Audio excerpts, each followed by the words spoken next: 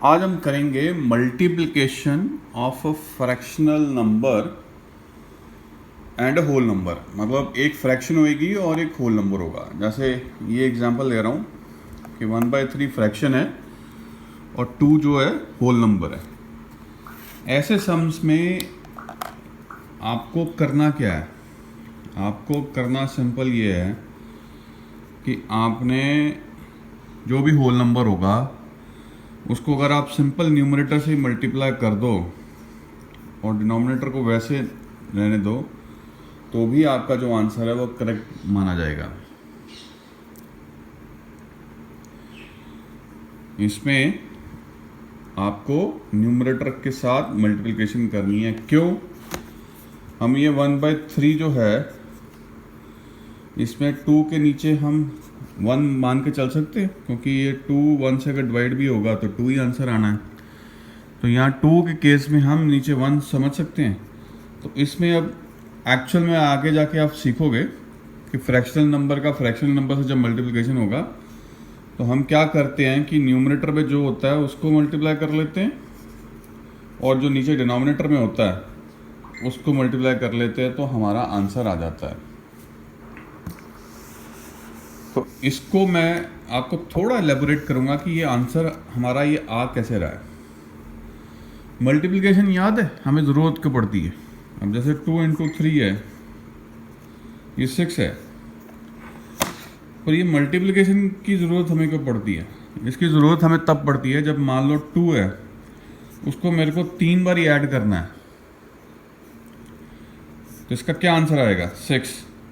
यहाँ 3 है, उसको मेरे को 2 बार ही ऐड करना है, तो उसका आंसर क्या आएगा? 6।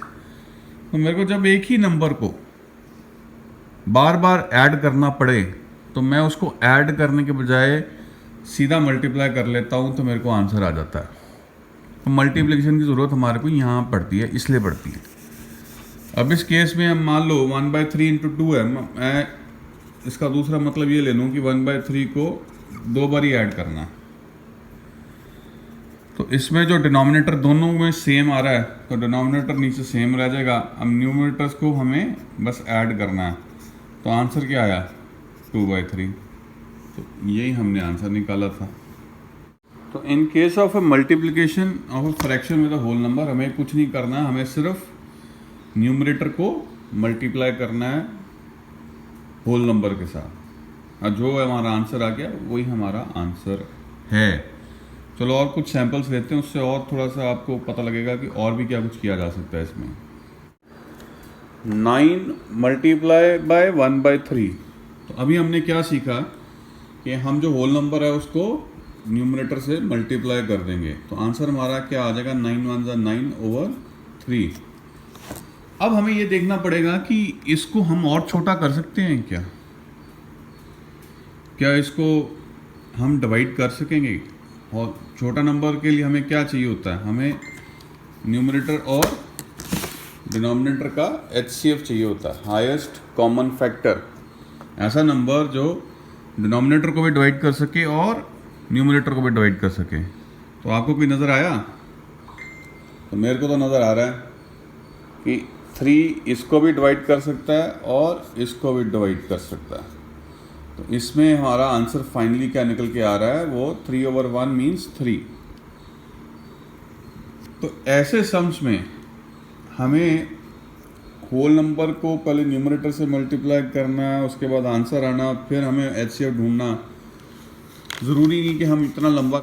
अब ऐसे केसेस में ज़रूरी नहीं कि हम पहले मल्टीप्लिकेशन ही करें और फिर उसके बाद हम HCF ढूंढें और फिर उसके बाद उसको स्मॉलेस्ट फॉर्म में फ्रैक्शन को लेके आएँ। आप यहाँ पे ही देख सकते हो कि क्या ये होल नंबर है जो डिनोमिनेटर के साथ डिवाइड हो सकता है। तो अगर आंसर यस है, मतलब कोई ऐसा फैक्टर, कोई ऐसा नंबर है जो दोनों को डिवाइड करे, तो आप वो डिवीजन यहीं पे कर सकते हो। तो 3 देखिए इसको भी डिवाइड कर सकता है और इसको भी डिवाइड कर सकता है, तो आप सीधा ही आंसर जो है 3 लिख सकते हो। अब इस तरह के कुछ सम्स और आगे करेंगे जहाँ पे हमें डिनोमिनेटर और न्यूमरेटर को डिवाइड करने के लिए कॉमन नंबर मिल जाए, कॉमन फैक्टर मिल जाए। तो तो फिर हम उसको वहीं पे करके डिवीजन फिर मल्टीप्लिकेशन करेंगे और फिर हम उसका आंसर निकालेंगे। अब ये एक सम है जिसमें एक मिक्स्ड फ्रैक्शन है और एक होल नंबर है। देखो मिक्स्ड फ्रैक्शन के केस में हमेशा एक चीज़ याद रख लेना कि उसको पहले आप इम्प्रॉपर फ्रैक्शन में कन्वर्ट करो। जब तक वो नहीं करोगे तब तक आगे उसका कुछ नहीं करना आपने। अब इसको हम कन्वर्ट करते हैं, 10 इंटू 10 100 प्लस 1 101 ओवर 10 आ गया, मल्टीप्लाई बाय 15 ऑलरेडी चल रहा था। तो अब इसकी मल्टीप्लिकेशन हमने करनी है, पर उससे पहले मैंने आपको एक चीज़ बोली थी कि पहले ये देख लो डिनोमिनेटर और ये जो होल नंबर है ये किसी एक कॉमन नंबर से डिवाइड होते हैं, कॉमन फैक्टर HCF जिसे हम बोल देते हैं। इनका कोई HCF है क्या? तो वो आप या तो HCF निकाल लो तो डिवीजन कर लो, नहीं तो आपको थोड़ा सा आइडिया खुद ही लगाना पड़ेगा कि ये कौन सा ऐसा नंबर है जिससे ये डिवाइड हो सकें। तो ये देखोगे तो 5 जो है इससे 10 भी डिवाइड होता है और 15 भी डिवाइड होता है, और आगे इसके अब और कोई डिवीजन पॉसिबल नहीं है। तो अब हमारा काम जो है थोड़ा आसान हो गया। अब हमें 101 को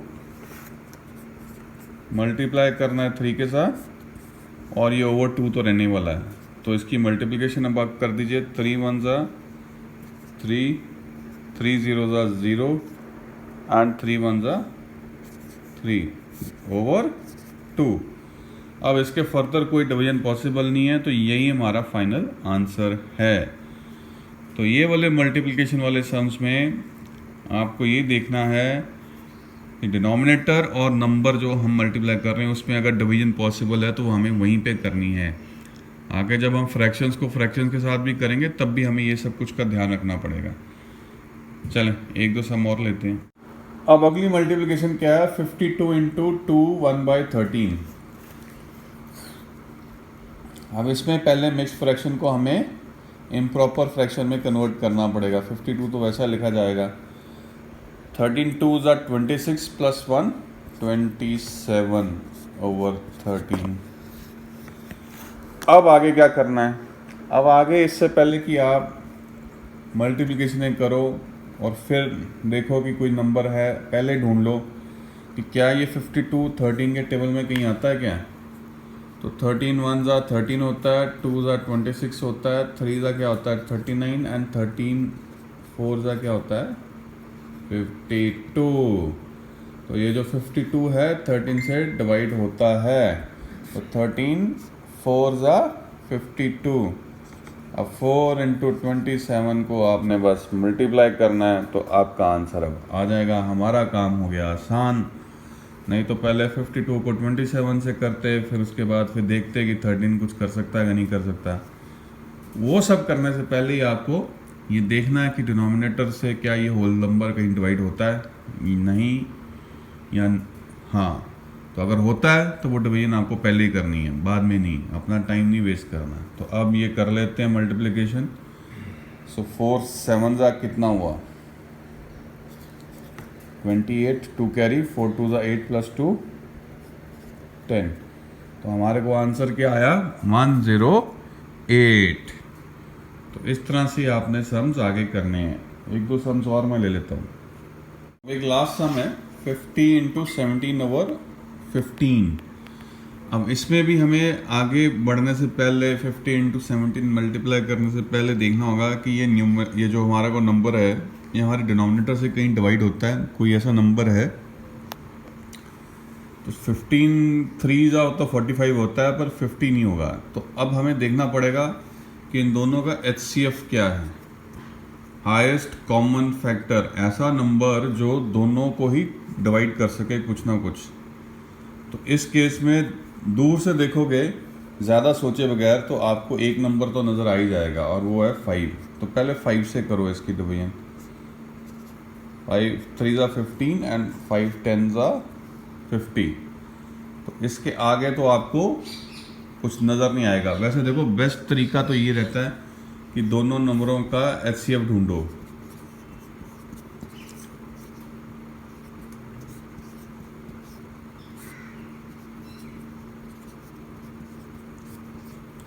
तो जैसे अब इस केस में HCF जो है 5 आया, तो ताकि आपको बार बार डिवीजन करने की ज़रूरत ना पड़े। अगर आपने HCF ढूंढ लिया ना, या HCF आपको दिख गया या पता लग गया, तो फिर तो उसके आगे आपको फर्दर कोई और डिवीजन करने की ज़रूरत नहीं पड़ती। वरना हम पहले एक करते, फिर उसके बाद फिर एक और करते, तो वो लंबा काम हो जाता। तो अब हमारे को ये मिल गया है। अब ये क्या बन के आया, 10 इधर रह गया, 17/3 इधर रह गया। अब ये क्या आंसर बन गया, ये बड़ा आसान बन गया, 170 और ऊपर 3। तो ये हमारा आंसर आ गया। ये सम्स जितने भी हैं इतने मुश्किल नहीं हैं। ये मैं अब बाकी नहीं करूँगा, बाकी अब आप करोगे। जो जो मेरे को लगे थे कि थोड़े से मुश्किल हो सकते हैं वो मैंने कर दिए हैं। सिर्फ करना क्या है, होल नंबर को मल्टीप्लाई हमने करना न्यूमरेटर से, पर वो करने से पहले हमने देख लेना है कि वो नंबर कहीं डिनोमिनेटर के साथ कहीं डिवाइड हो रहा है कि नहीं हो रहा है, ताकि वो वहीं पे छोटा हो जाए और फिर हमारी मल्टीप्लिकेशन आसान हो जाए। नहीं तो हम मल्टीप्लाई करेंगे, फिर हम अपनी जो फ्रैक्शन को स्मॉलेस्ट करने लगेंगे, तो उसमें हमारा टाइम ज़्यादा वेस्ट होगा। तो हमें पहले ही देख लेना है कि हम कहीं इनको छोटा कर सकते हैं कि नहीं कर सकते हैं। चलें, ये जो थी एक्सरसाइज, ये क्लास 5 की थी DAV की बुक से, और ये वर्कशीट नंबर 6 थी यूनिट 4 की। लाइक कर सकते हैं अगर आपको पसंद आया हो, और प्लीज़ शेयर कर दीजिएगा वीडियो। ये व्हाट्सएप पे आप शेयर कर सकते हो, वीडियो के नीचे शेयर का दिया हुआ है ऑप्शन, उससे व्हाट्सएप में आप अपने शेयर कर सकते हैं। एंड अगर आपने सब्सक्राइब नहीं किया है चैनल तो प्लीज़ कर लीजिएगा। Thank you very much.